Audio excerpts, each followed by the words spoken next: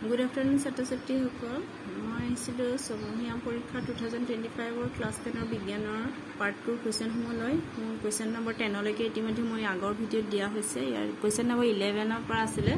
11ৰ A আৰু B দুটা question আছিলে। ইয়াত সুধিছে লক্ষ্যবস্তুৰ সকলো অৱস্থানৰ বাবে কোনো লেন্সৰ দ্বাৰা গঠিত প্ৰতিবিম্বৰ আকাৰ সংকুচিত আৰু থিয় হয় তেনেহলে লেন্সখনৰ প্ৰকৃতি কি হ'ব? আমি জানো লেন্স দুই প্ৰকাৰ, উত্তল লেন্স আৰু অৱতল লেন্স। উত্তল লেন্সৰ গঠিত প্ৰতিবিম্ব আকাৰ সংকুচিতও হয়, বিবৰ্ধিতও হয়, থিয়ও হয়, ওলোটাও হয়। গতিকে এখন উত্তল লেন্স নহয়, লেন্সখনৰ প্ৰকৃতি উত্তল হ'ব নোৱাৰে। আৰু আমি জানো অৱতল লেন্সৰ ক্ষেত্ৰত লক্ষ্যবস্তু য'তেই নাথাকক কিয় লেন্সখনত প্ৰতিবিম্বটো সদায় সংকুচিত গঠিত হয় আৰু অসৎ অৰ্থাৎ থিয় হয়। গতিকে এই লেন্সখনৰ প্ৰকৃতি কি হ'ব? অৱতল লেন্স।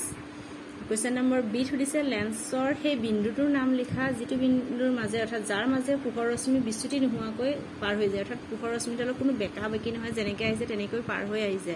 সেই বিন্দুটোৰ নাম কি? আমি চাওঁ, ছবিত চাওঁ। এয়া লেন্সৰ ছবি, এখন উত্তল লেন্স, এখন উত্তল লেন্স। ইয়াত দেখা গৈছে যে উত্তল লেন্সখনৰ এই ওটো হৈছে আলোক কেন্দ্ৰ। এই আলোক কেন্দ্ৰৰ মাজেৰে পোহৰ ৰশ্মিডাল পাৰ হৈ যাওঁতে কোনো বেকা বেকি হোৱা নাই, বিচ্যুতি হোৱা নাই। এইফালে বাওঁফালে যেনেকৈ আছে সোঁফালেও সেই একে দিশতে আহিছে। এই আন এটা ছবিটো দেখুওৱা হৈছে। এডাল এই বিন্দুটোৰ নাম হৈছে কি? আলোক কেন্দ্ৰ, যিটো বিন্দুৰ মাজেৰে পোহৰ ৰশ্মি কোনো বিচ্যুতি নোহোৱাকৈ পাৰ হৈ যায়। অৱতল লেন্সৰ ক্ষেত্ৰতো সেই একেই চোৱাখন হৈছে অৱতল লেন্স। অৱতল লেন্সৰ ক্ষেত্ৰতো এই অ বিন্দুৰ মাজেৰে পাৰ হৈ যোৱা ৰশ্মিডাল কোনো বেকা বেকি হোৱা নাই, অৰ্থাৎ বিচ্যুতি ঘটা নাই। গতিকে লেন্সৰ সেই বিন্দুটোৰ নাম কি? অৱতল লেন্সৰ ক্ষেত্ৰতো একেই, উত্তল লেন্সৰ ক্ষেত্ৰতো। গতিকে কোৱেশ্চন নম্বৰ B, লেন্সৰ সেই বিন্দুটোৰ নাম কি হ'ব? আলোক কেন্দ্ৰ।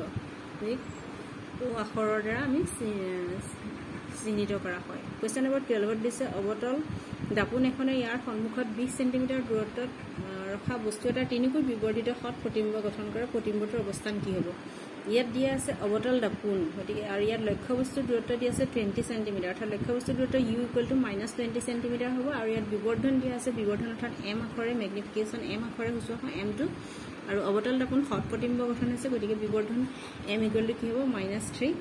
সৎ প্ৰতিবিম্ব গৈছে, বিবৰ্ধন সৎ হ'বলৈ হ'লে নিগেটিভ হ'ব, অৰ্থাৎ ঋণাত্মক। আৰু প্ৰতিবিম্বটোৰ অৱস্থান অৰ্থাৎ ভিৰ মানটো আমাক উলিয়াবলৈ দিছে। আমি যদি ফৰ্মুলাত বহুৱাবলৈ যাওঁ, ইয়াত প্ৰশ্নমতে অৱতল দাপোনখনৰ U অৰ্থাৎ লক্ষ্যবস্তুৰ দূৰত্ব 20 চেণ্টিমিটাৰ, বিবৰ্ধন -3 আৰু প্ৰতিবিম্বৰ দূৰত্ব V উলিয়াবলৈ দিছে। আৰু যিহেতু লেন্সৰ সূত্ৰ অনুসৰি M = -V/U, তেনেহ'লে V = কি হ'ব? -MU। যদি ভেলুকেইটা বহুৱাই দিয়া হয়, V = -M ৰ মান হৈছে -3 আৰু U হৈছে -20, তিনিটা মাইনাছ আছে, minus minus plus, plus minus minus হ'ব, আৰু 3 বিছং কি হ'ব? 60 হ'ব, 60 চেণ্টিমিটাৰ।